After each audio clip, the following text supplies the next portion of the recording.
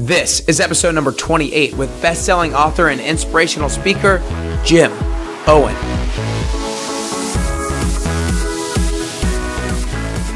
Hey everyone, and welcome back to Nick Carrier's Best You podcast. The gentleman that I bring to you today may be the most impressive person that you've ever heard on this show. Jim is a 78-year-old man who has had several different career stages in his life. Jim spent his first 35 years of his career in the finance and investment world on Wall Street, but then found his true purpose in life. Jim started his own foundation called the Center for Cowboy Ethics and Leadership in 2006 after writing his book called Cowboy Ethics, The Code of the West. Jim spent the entire decade of his 60s, yes, his 60s, traveling around the country giving over 300 speeches on the Cowboy Code of Ethics and how we need to get back to the basics as it pertains to living a good, successful life. Then when Jim turned 70 years old, he took a look at himself in the mirror and he could not believe the man he was looking at. He was overweight, he had a frozen shoulder, he had droopy shoulders, and he knew he needed to get in shape. So currently standing at 78 years young, Jim says he's in the best shape of his life and that his best days are still ahead of him. I spoke with Jim via Skype, so the audio quality is not quite as good as it usually is, but the message certainly is. So I ask you to stick with me during this episode because Jim gives so much great advice about how we define our own code of ethics and how we go about starting to change habits in our lives and so much more. If this is your first time here, subscribe to the podcast, rate and review it. Send this episode to someone you love, to someone who wants to make a change in their life, to someone who needs inspiration to start exercising and live a healthier life. But for now, it's time. It's time to work on being our best self today with the inspiring 78-year-old gentleman, Jim Owen.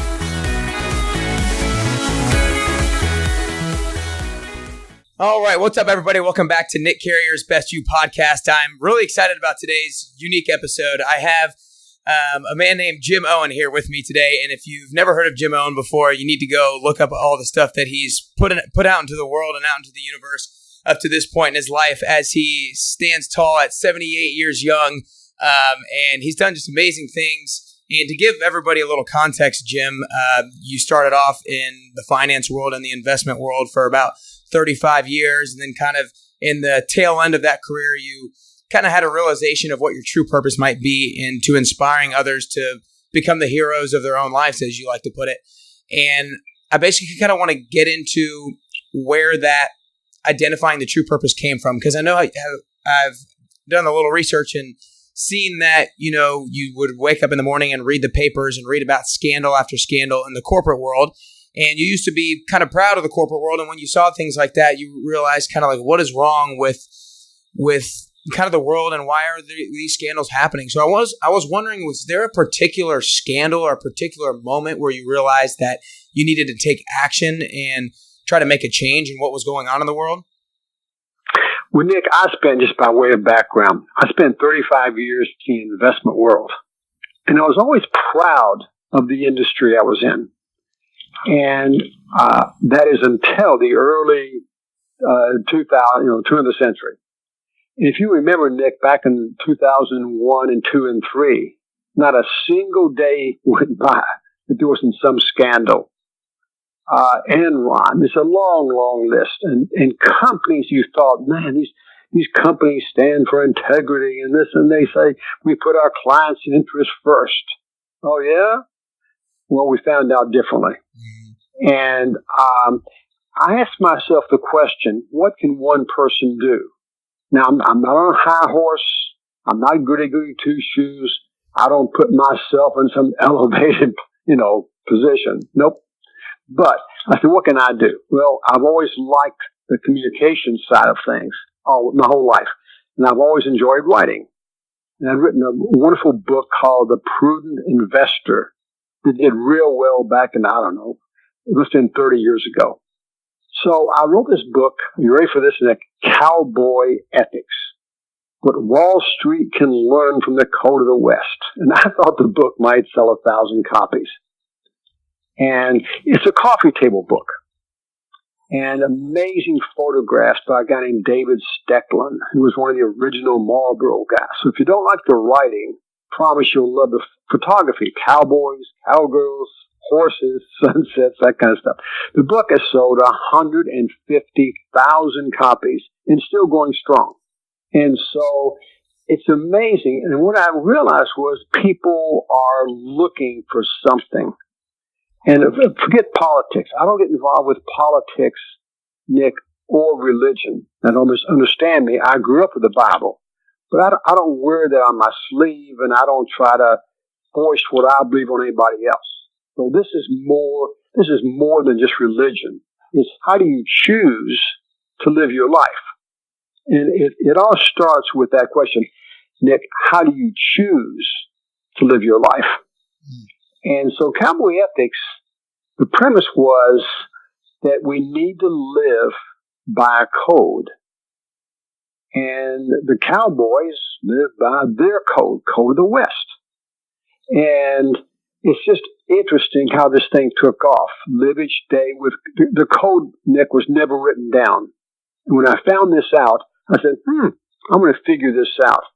People say, Jim, did you talk to a lot of cowboys and ranchers? No, I read 100 Western books, and I saw probably 25 of the classic Western movies, Red River and Lonesome Dove. I've seen them all. And my wife would say dozens of times. That's probably true. And I just came 10 principles to live by. Live each day with courage. Take pride in your work. And that kind of stuff. Know where to draw the line. Some things aren't for sale. And this thing caught on. And in 2010, the state of Wyoming, now, Nick, this is the cowboy state, right? Adopted this code as the official code of the state of Wyoming, which is pretty cool. So as far as we know, the governor, some guy named Prudent Investor, I'd never met the guy in my life, signed a bill. I was there in Cheyenne. And as far as we know, it's the only state that has a code. And I thought, how cool is that? And so it's what I'm in the inspiration business, Nick. This is not that's what I call it. Jim, what do you do? I'm in the inspiration business. I'm trying to inspire people, if you will, Nick, to reach for the best in themselves. And I thought you stated this very, very well when you talk about becoming the best version of yourself. That's the same way, just different ways of saying the same thing. And so then I started a foundation called Center for Cowboy Ethics and Leadership. And it's been amazing. We do a lot of work with youth groups, boys and girls clubs and 4-H and FFA. Say, Jim, why would you think that inner city kids would relate to cowboys? I don't know. The answer is I really don't know, Nick, except they do, right. Surprisingly enough. And so I think we're all looking for something and that we're not getting. I'm interested because now a few times you've talked about how we're looking for something and that we're not quite getting. And I've heard you say that in the TED Talk that I watched, and now you've said it twice this morning. So I'm kind of interested in the stance that, like, I feel like a lot of young people right now are looking for their purpose. They're looking for their passion. Why is it that we're so focused on those things, and why are we not getting it? Well, I think it's pretty clear, Nick. Again, let me just be honest. I'm not a PhD or a philosopher or any of that stuff. I'm just an ordinary guy, okay? So there's nothing special about me except I'm a creative guy, and I'm just doing what I enjoy, and this is all right brain stuff. This is not at all intellectual or highfalutin or, it's not that. It's all about the heart, opening up your heart. And so I think with people, and when I grew up, again, I'm 78 and a half years old. Okay. When I grew up, my whole generation learned about life from around the dinner table. Mom and dad, 1 or 2 children. That's where we learned our values. Well, today, both parents are working. Mom comes home, she's tired, she's too tired to talk about this kind of stuff. The father's stressed out. Nick, in too many cases, particularly in the disadvantaged homes, this is just awful. But the dad may, if he is a dad, I mean, he's a father, but is he the husband? Well, we don't know that always. Maybe in jail, and mom didn't come home last night, so the kids don't get breakfast. I mean, it's really sad when you see what the Boys and Girls Clubs and that stuff are doing and the impact they're making with kids. And this is part of the problem. The other problem is we've taken civics out of the classroom. We no longer feel comfortable putting our hands over our heart to salute the flag. I mean, I'm astonished. We've taken Christmas out of the schools. Well, we might offend somebody, who doesn't celebrate Christmas. It goes on and on and on. So I think what we're doing is sort of returning to basics, just back to common sense. This is not sophistication. It's just the opposite. And kids are looking for something they can hang on to, that they can sort of say, okay, I believe this. I want to believe this.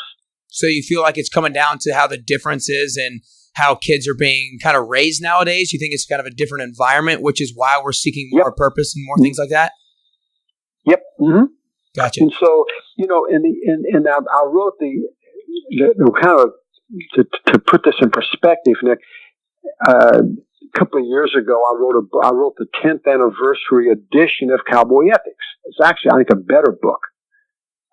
New photographs. Now, the Code of the West, that didn't change. What changed was the beginning and the closing. And Nick, the title will tell you all you have to know. I dropped all reference to Wall Street. And it's called Cowboy Ethics: What It Takes to Win at Life.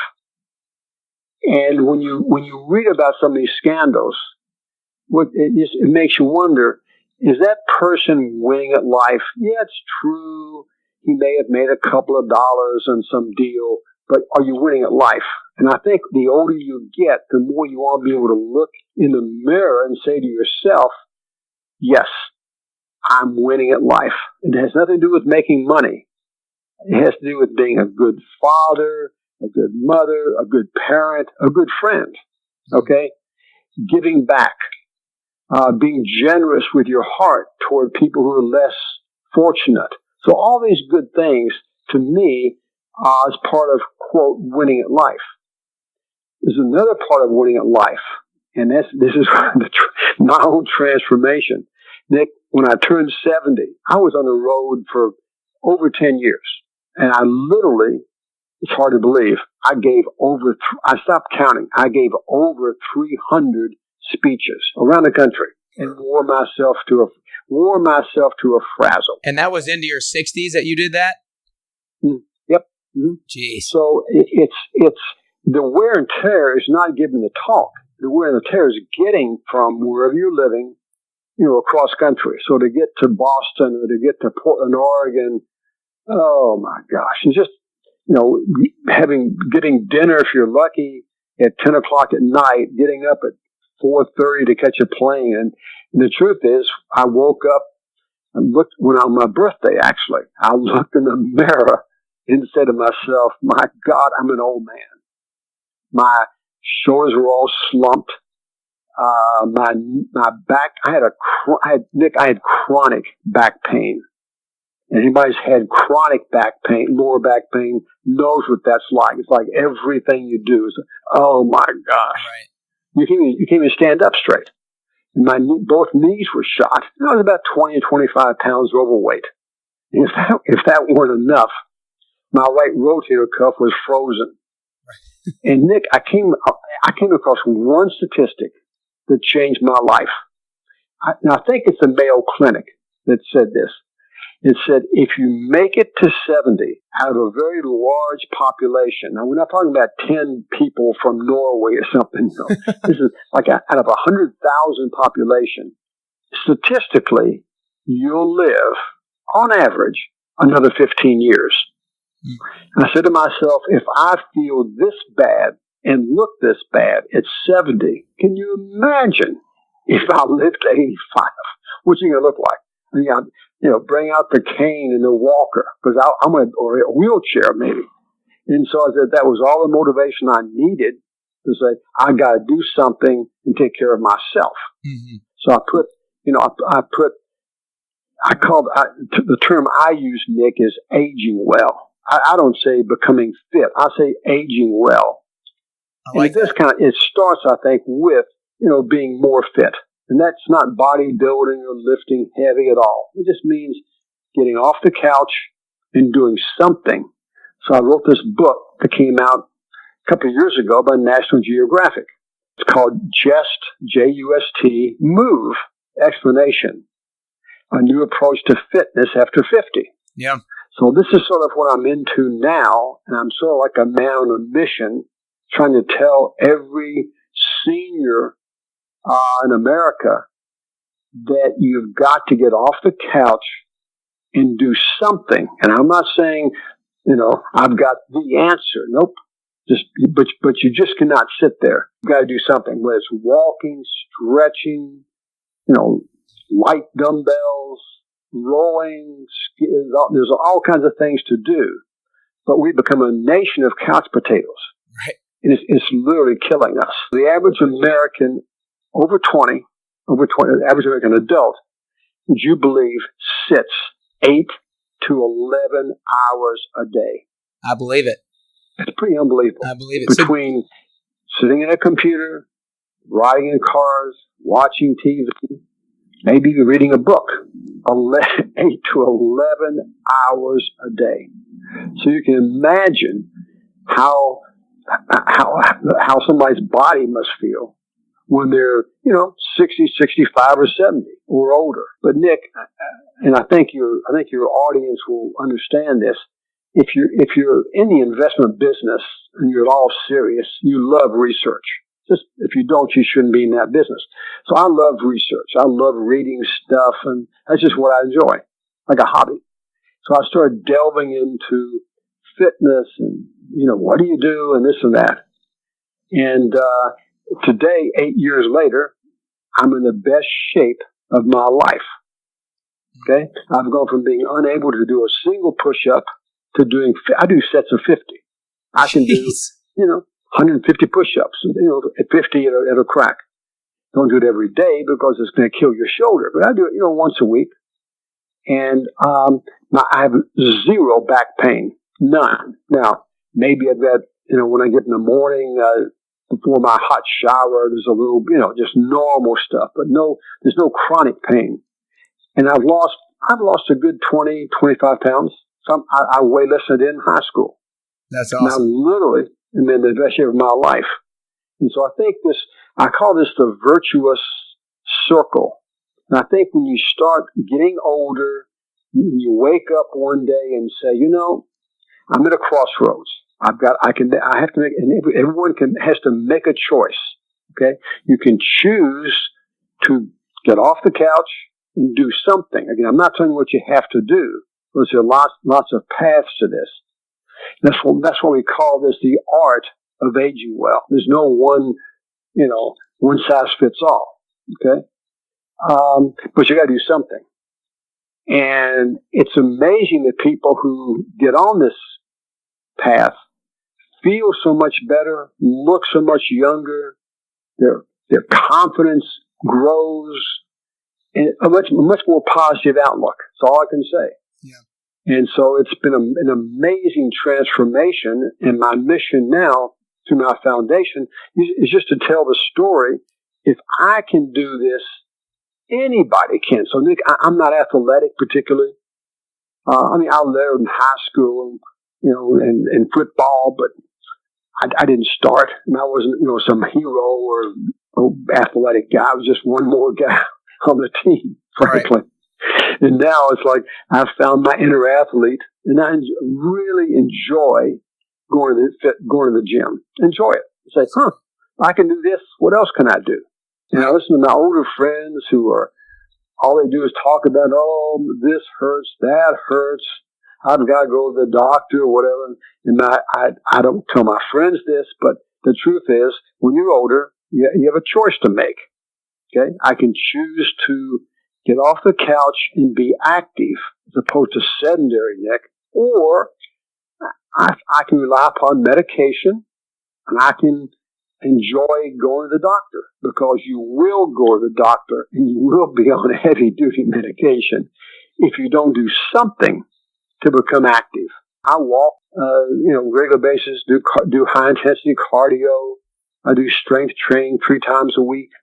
I do yoga and Pilates. So I just do about an hour a day, 6 days a week. And more than that, you don't. diminishing returns. Right. So I'm not trying to be Mr. America. It's not about, how much you lift. It's just about being active, Nick. That's all it is.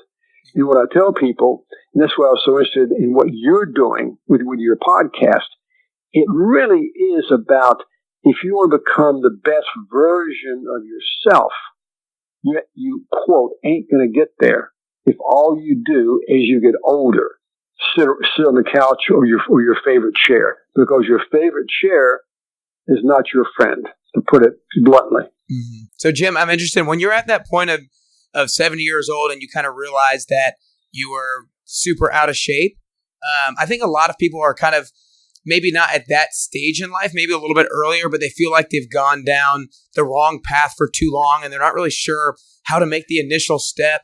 So I'm interested, like, what was the most important thing for you to do to take step one and to implement like fitness and health into your daily routine and your daily habits? Nick, that's a wonderful, wonderful question. My personal answer, again, I'm not a personal trainer or a life coach. My answer is that I don't believe you can rely upon willpower to show up in the gym and so on.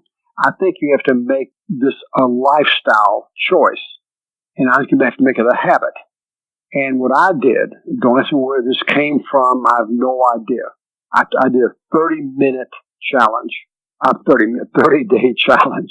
And I said, I'm in awful shape. I feel terrible. I can't do one push-up, but I can walk. And on day one, maybe I could walk 2 or 3 blocks. That was it. On day 2 or 3, I could walk maybe 6 blocks. It's amazing at the end of 30 days, just walking, not worrying about how far you go or how fast you walk. You do get in the habit of becoming active. I think that's the critical part. So at the end of 30 days, it was, Jim, what are you doing? You look better. You look younger. I said, well, all I'm doing is walking.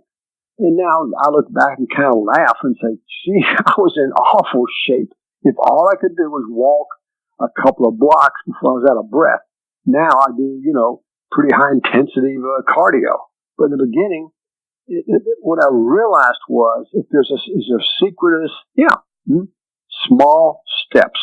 Just take small steps every day. Do more today than you did last week or last month. That's all it is. I like that. I think that's important. And once you get into the habit, Nick, it doesn't matter what you do in the gym as long as you're doing something. And that's this is what I'm preaching here. We'll just get off the couch. If it's reasonable weather, just walk on the trail. Don't worry about how far you walk or how long you walk. People say, Jim, I walked 7 miles yesterday. I say, yeah? How many miles did you walk last Wednesday? Well, I didn't walk last Wednesday. Right. You know what I mean? It's just that consistency of doing something. Again, I worked out today, 1 hour a day, 6 days a week. In the beginning, I didn't. I couldn't do it. But today, it's a habit. And if I don't do something, I feel sluggish.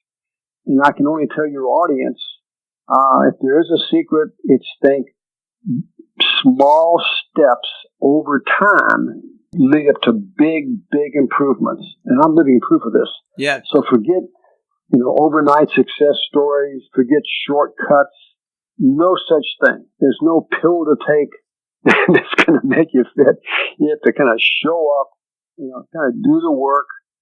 But the path you take is up to you. And Nick, the other thing I want to add is that if you do go down the path, I really want to become, quote, more fit, whatever that means to you. Okay. Work on your weaknesses, not your strengths. And I know I have friends who are runners. And what do they do when they go to the gym? They give you a treadmill. Nope. What you ought to do is to work on your weaknesses. So in my case, the reason I had lower back pain, excruciating lower back pain, I had a very poor, very weak core, C-O-R-E. And so I thought the core referred to your six-pack. Not that I had one. Right. I thought that's what it was. Nope, the core is like a girdle that covers your body, front and back, starting in your, upper thighs through your chest. If your core is weak, you will have lower back pain. So for the first couple of years of, doing some strength training, Nick, I spent probably 30% of my time working on my core. And now my core is the strongest part of the body.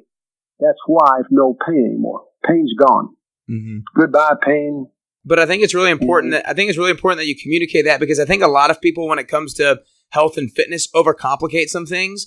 They're trying to figure out like the best new diet to do, when everybody knows that it's like eat fruits, eat vegetables, most people really know what to do. They just don't do what they know. So it's really important that to just kind of keep it as simple as possible. And I really also liked your message of working on your weaknesses, because I think that's, for us as humans, it's one of the hardest things to admit to ourselves what we're not good at. But that's really where we're going to see the biggest improvement. So it's really important to identify weaknesses. I don't know whether you are insightful or instinctive. I don't know. Maybe it's a combination, okay, or smart. Maybe all three. But what you say exactly fits what I'm trying to say. I think you did it. You just did it better. You just said in 30 seconds what took me about 5 minutes to say. The more simple it is, the better. I said, what? I said, if you read the books, and I read Men's Health and that kind of stuff. Nick, if you personally were publishing a magazine of course you've got to make it different every month. New exercises, new and better. Right. But that's to sell magazines. And if you're a personal trainer and you don't make it complicated, people say, well, why would I want to hire you for? I don't need you. So people make this real complicated. And I just say, look, make it simple. Yeah. Okay? Master a few classic exercises. And frankly, I call them movements. I don't say exercise. I think of it as movements, moving your body. Yeah, no, I think that's important, because like you're all about functional fitness and being able to move around your daily life freely without any pain. And I think you said that I said it so simply in terms of breaking it down into something basic, but I think that's exactly what you did by the title of your book, by saying just move. I mean, I think that kind of communicates the point across that we're trying to get in the first place. So I think that's and what we're talking about, Nick, is the term, and this may be kind of a turn off for your audience, but it's really about, quote, functional fitness. Mm-hmm. What does that mean exactly? Well, if you take on the one extreme, you have bodybuilding, bulking up, right? Looking good in a bathing suit. Nothing wrong with that, of course, when you're young. But when you get older, that's the last thing you worry about, looking good in a bathing suit. Come on. Okay? Functional fitness means being able to go through the normal activities of daily life without pain. Okay? Nick, this is a kind of an alarming statistic, but 1 out of every 3 adults over 65 fall every year. And if you have a parent or grandparent who has fallen, you know how serious that can be.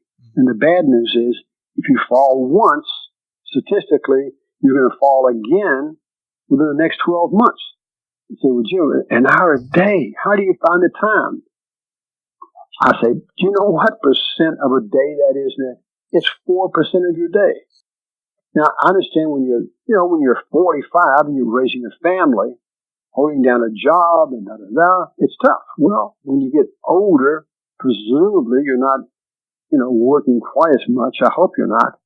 Then you can find an hour a day, half an hour a day of doing something. Again, just walking and stretching. And so it's not as much of a time commitment as people think. But what you raised earlier is a serious problem. A lot of older people are sort of stuck in a rut. Mm-hmm. They have an image of themselves of going downhill. I mean, I had that same feeling, like my best days are over.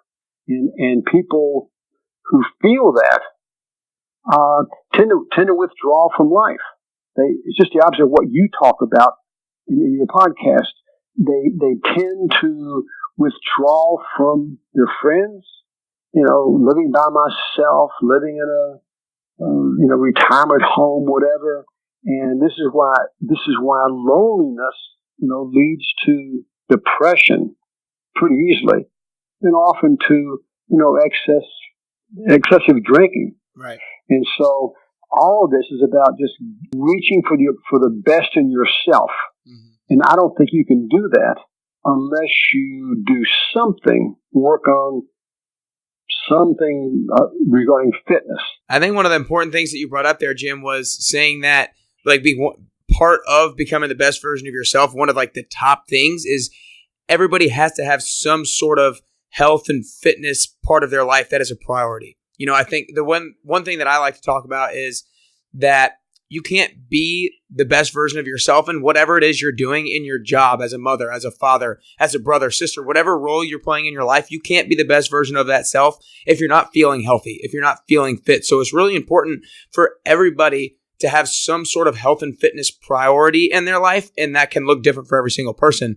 And then the other thing I wanted to add on top of that, what I really like that you said, is that it's not a matter of time, right? It's because 1 hour of 24 is just 4%, but it's a matter of priority. What I like to say when people ask me if I can do something or if I have time for that, I don't like to say I don't have time, because everybody's busy. Everybody really, in some sense, doesn't have the time. But what I like to say is I'm not willing to prioritize that right now over some other things that I have going on in my life. So instead of saying I don't have time for it, I am being honest with myself. I'm saying I am not willing to prioritize that particular thing right now. Nick, you're very, very articulate in the way you talk. I'm almost envious, because you really sort of nail this stuff. And the only thing I need to add is it is a choice, but not making the choice is a choice in itself. When somebody says, "Gee, I'm not going to exercise," that kind of stuff, then hope you like going to the doctor's office. Hope you like being on heavy duty medication, because that's what you are faced with. And so people often say, "Jim, isn't it kind of selfish what you're doing?" And I say, "You got to be kidding. It's just the opposite of being selfish." I'm 78 years old. Been married to the most amazing woman for 50 years. I don't want to be a burden on my wife. I don't want to be a burden on my kids. I don't want my kids having to say, "Oh God, I got to go take care of my dad. He's not doing very well." I want to be independent and living in my own home as long as I can. Now, we all know, Nick, you can work out every day. At some point, I don't know what the age is going to be, but Nick, it ain't going to be today. That's all I'm saying. So all you can do is say to yourself, "I'm doing everything I can do to live a healthy, active lifestyle, and I'm focused on quality of life, not how many years. It's on quality of life." But at some point, I don't know, it could be when you can't put an age on it, but at some point you probably are going to, need that extra help. I'm just trying to be independent as long as I can and say to my doctors, my friends, my family, I've done everything I can do. That's all you can do. And no one can ask of you anything more than that. But I don't want to be a burden. And if you're overweight, just think of the cost to society. Think of what we're all going to be paying for if somebody's 80 or 90 pounds overweight. We're not saying you got to be slim. We're just saying you got to do something. You got to pass on that double cheeseburger and French fries and milkshake and eat sensibly. That's all this is. It's just common sense, and work out reasonably, hard working out. Okay, and you'll be amazed at how much better you feel, how much better you look, and when you feel that, you feel, a sense of pride. If I can do this, what else can I do? And the truth is, Nick, it's that sense of whatever the word is, satisfaction, proud, whatever it is. that sticks with you. That's like, I look back and say, I've come a long way in the last 8 years. What should I take on next? So there's a positive attitude that really is so critical when you're older. So as far as I'm concerned, my best days lie ahead. I think it's true. That's cool. Well, Jim, I want to backtrack to something real quick. I'm really interested in when we started talking about the code of ethics, and you talked about how Wyoming has their state code, and that's really cool. And you talk about how everybody kind of needs to live by a code or have their own code. And you've also talked about how that is different for every single person, just like fitness. Everybody's got to find what works for them, what they enjoy, what they can be consistent with. So I'm intrigued as to how one goes about defining what their own code is to live by. Oh boy. Well, as I said, I've been on this speakers thing. And the way I do, again, you got to be really careful. So what I do, I try to inspire people to think about these things. Okay? I don't say to somebody, statistics tell me that you have to do this or do that. I do. So this Cowboy Ethics is a book about self-discovery. If somebody reads this, you don't have to buy the book. Just go to the website. It's called Center for Cowboy Ethics and Leadership. You don't have to buy the book. Just go on the website, and you'll find videos and all kinds of good stuff. Okay? So the question is that you have to ask yourself, what do I stand for? That's why my talk is called Standing Tall in an Upside Down World. What do you stand for? And what values define what you stand for? Forget what I stand for. And don't think about this as some contest. There's no prize. There's nobody's going to say, oh, golly, we're going to write you up in the New York Times. No, don't think about it that way. Just think about, I've gone through probably 10 different things in my life where I've said, okay, here's what I stand for. So it's evolutionary. You know, what I stand for now is probably not a really different than what it was 10 years ago. And that's fine. So some people say, Jim, I stand for the golden rule. That's terrific. I'm not going to judge what you say. It's a matter of what you say. And people who take this on often say, Jim, I get more emails than you would believe, Nick, from people. Again, I'm not saying buy the book. Just go to the website, check it out. Here are the 10 principles. Go home and talk to your family tonight. Just go home and say to your family around the kitchen table, you know, let's come up with a set of family values. And Nick, just so I don't seem too self-righteous and that kind of stuff, which I'm really not, Nick, part of what's gotten us in trouble as a country, we have confused personal values and societal values. Okay? And this is where I really feel strongly about this. So let's talk about personal values. Okay? Same-sex marriage. Okay? Gun control. Immigration. These, in my opinion, are personal values. You're not going to change my opinion. I'm not going to change your opinion. Okay? So let's talk about what we can agree upon. Okay? And there are certain values that we can all agree upon. And it's right out of the Code of the West. How about living each day with courage? Some things aren't for sale. To me, that's a universal, timeless principle. Is honor for sale? I hope not. Shouldn't be. Okay? So these are all common sense. These are all things that somebody can say, know where to draw the line. When you say some things are not for sale, what exactly do you mean by that? Well, what you mean, here again is about what you mean to it. Do you believe that everything is for sale if the price is high enough? So would you sell your honor for $10,000? No. Would you sell your reputation for $100,000? No. And say, sure. Well, what do you think people did in the early 2001 and 2? They said, reputation? Of course I'll sell that. It doesn't mean how much, but we're not talking about 10. We're talking about, $2 or $3 million. That's the problem. And if you want some proof of this, how about this academic stuff that's going on It's been in the papers this week. Okay? Can you imagine the senior partner in one of the biggest blue chip law firms in New York is on tape is saying, well, to me, it's not a matter of ethics or what's right or wrong. It's much more practical. So this guy paid, I think it was $200,000, okay, to fly his daughter out to Los Angeles to take an SAT exam with a paid proctor in the room. And her SAT scores jumped 200 points, and she got into USC. Now, is that right? This poor guy's reputation, he's worked a lifetime for it, right? And he won the highest award there was to win with merger and acquisitions.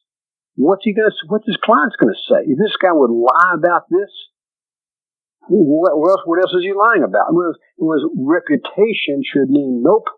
If my daughter, I'm happy to pay for a tutor. That's not what they paid for. They paid for somebody to sit there and actually give her the correct answers to the test.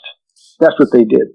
Right. I really like how you always go back to, a lot of times when I'm asking these questions, you keep going back to, it's not about what I say, it's about kind of the self-discovery and you coming up with your own answer, because I think that that's another big issue with us younger generation nowadays, is that we don't ask ourselves enough questions. We're so overstimulated by external sources, by social media, just by everything that grabs our attention, that because we're always looking outside, we don't ask ourselves enough questions. So we don't have that self-discovery and self-awareness process as much as maybe people in the past. So I really like how that's where you always go back to, because I think the importance of it is just at such a high level that everybody needs to look within themselves a little bit deeper. Well, it's true. And Nick, I don't know how old you are. It doesn't matter. Okay.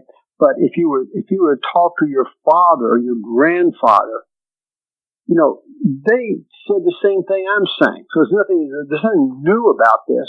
My brother and I were both adopted at birth. He's 2 years older than I am. So again, I'm 78 and a half. My brother is 2 years older. But our dad made a huge impression on both of us. And our dad passed away at a pretty young age. He was a dentist. This wasn't some, rich guy, but there was something about him, Nick. To this day, I don't know what it was, that when he walked into a room, he had a dignity or something. And I talked to my brother, Charlie, what was it that he had? And we don't know, except people, Nick, stood a little bit straighter when my dad walked into the room. And there was something about him that made my brother and myself and others who knew him, came in contact, reach for the best in themselves. So, he never talked about it. And my dad never once talked about ethics or values. He didn't say, now listen, boys, I want you to live a virtuous life. He was a role model. And that's what we've taken with us all these many, many years. My dad died almost 50 years ago. Not quite. And I still think, every day I think about him. I think, what did this guy, well, he was a role model. And that's why one of my personal, and Nick, I call this the 11th principle. And that is, there are 10 principles in this Code of the West, as I've written them down. Okay? And the 11th one, they said, well, Jim, I read your book, there's only 10. They said, nope, there's an 11th one. What is it? It's for you to tell me. What do you stand for? See, that's the discovery part. So now you've seen the 10. You stay with courage, take pride in your work, we'll draw the line. But the 11th principle is the most important one. And that's the one that you come up with. In my own 11th principle, I've been through, every couple of years, but the one that's the most consistent has been, we can all be heroes in our own lives. Right. And that's the theme of Cowboy Ethics. And to be a hero, Nick, it doesn't mean you have to rescue somebody from a burning building or save some drowning child. No, you're the single mom living in Nashville, holding down 2 jobs, and she finds time to help with homework. You say, Nick, how does somebody do that? How is it possible to do that? Could I do that? I don't know. Not sure. But that's as much courage as any cowboy. So it's not just physical courage. It's beyond physical. It's that businesswoman who cuts her own salary rather than lay off loyal workers. Mm-hmm. And I call these everyday heroes. And what our culture needs, in my opinion, Nick, are more everyday heroes. We don't need more movie stars. We don't need more celebrities. We got thousands of celebrities, okay, who are famous for being famous, but they haven't done anything. Most of them haven't. And they have not led exemplary lives. Mm-hmm. But these everyday heroes is what makes the world a better place to live and what can inspire other people to reach for the best in themselves. That's awesome. That's what I believe. Well, Jim, I want to respect your time. I got 2 more questions for you. So this first one, I've been lucky enough to be sitting with you here for about 45 minutes to an hour or so. But let's say somebody in their mid-20s gets 60 seconds to sit down with you. You know, they see you out in public and they stop you and you get 60 seconds to talk with them. I think a lot of people would probably ask about how they can start making a change in their life, about how they can be more successful, about how they can just have better relationships, this sort of thing, or maybe about how they can be the hero of their own life. So say this person has 60 seconds of your time and asks you about how they can live a better life, make a good change in their life, and start becoming the hero of their own life. What would you say to that person in their mid-young 20s? I would say, what a question, Nick. Talk about putting you on the spot. Nick, without being too highfalutin, I would say don't let anybody else define who you are. Okay? Don't let your parents, your teachers, or anybody else, or your best friend or your loved one. You've got to decide yourself, okay, what defines you. You've got to decide yourself, what do you stand for. And I can help you out. I can inspire you, and you can read this. You can look at the website. But the truth is, nobody can tell you. Nobody can give you that advice.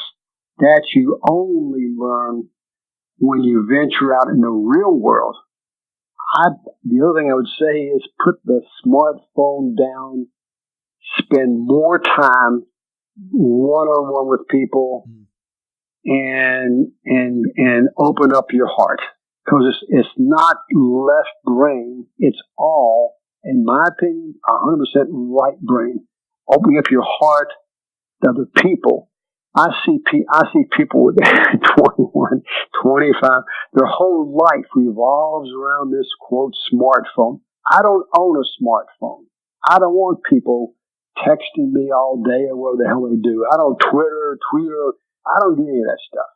You want to call me? Here's my phone number. We're happy to talk with you. I really love that. Well, Jim, before I ask the last question, I want to acknowledge you for really your individualism and your approach to communicating with people, that you have a choice. Whether or not you make a choice is a choice, and that it's all about diving deep within yourself, the self-discovery process, because over and over again throughout our conversation, you've continued to preach that it's not about external things. It's like self-discovery, be self-aware.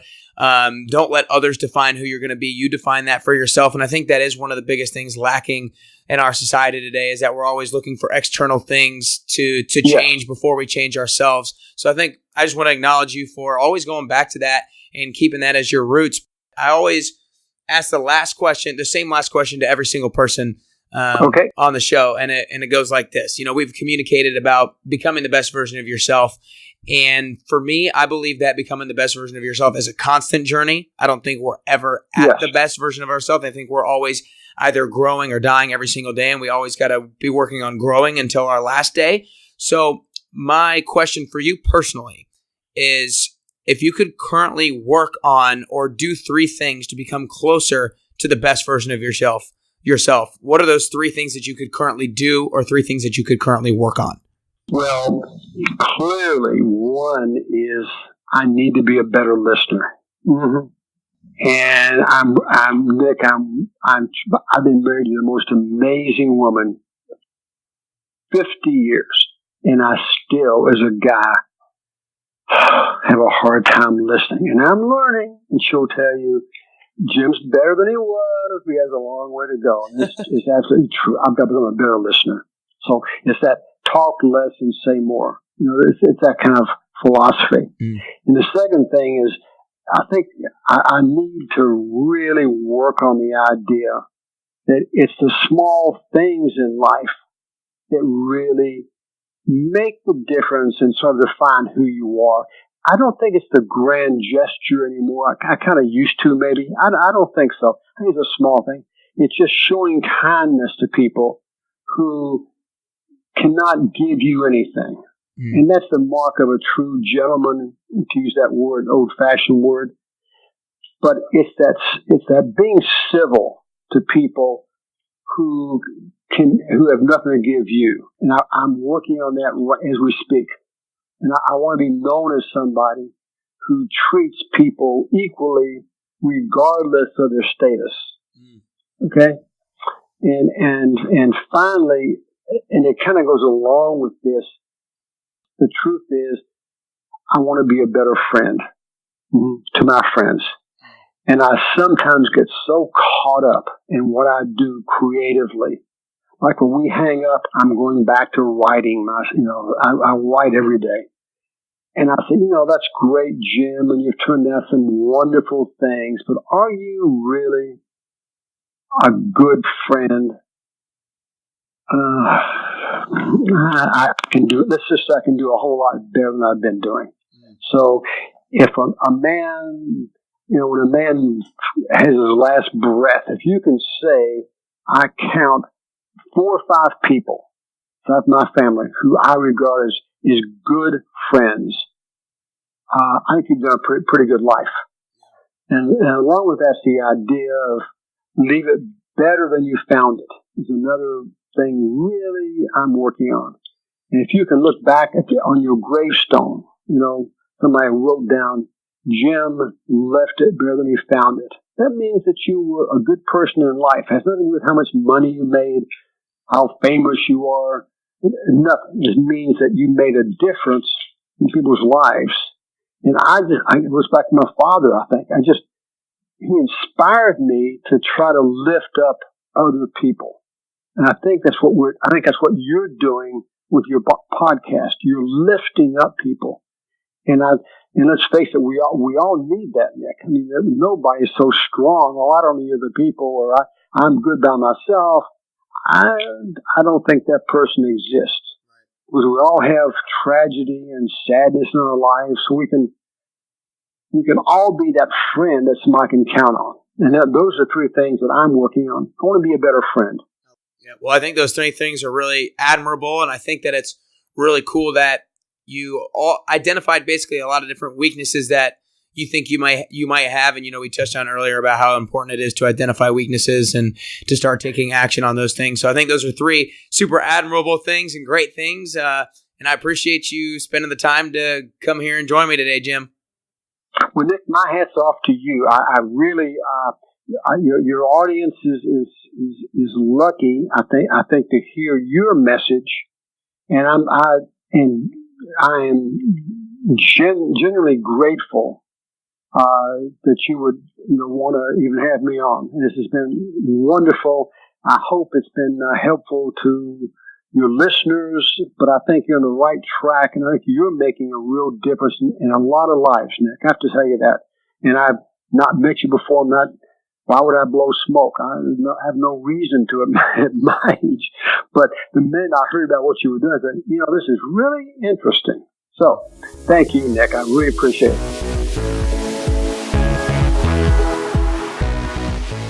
There you have it. I hope you enjoyed this episode. Now it's time to act. Leave a like and a comment on YouTube. Subscribe to that page. If you're on iTunes, leave it a 5-star review. Help the show move up the ranks so more and more people can get access to it. Feel free to take a screenshot of this episode and let me know you're listening on Instagram. Look within yourself. A lot of times we can get great answers and solutions from outside sources, but when it comes to living a fulfilling life, it's about self-discovery. It's about determining what it is that you stand for. It's about having the wherewithal to dive deep into your own beliefs, your own code of ethics to live a life worth living. Remember, everyone, if you're stuck in a rut with your fitness routine, with your job, with your relationships, whatever it is, it's never too late. If you think you've gone too far down the rabbit hole, you're wrong. Make the choice of action, because the lack of action is also a choice.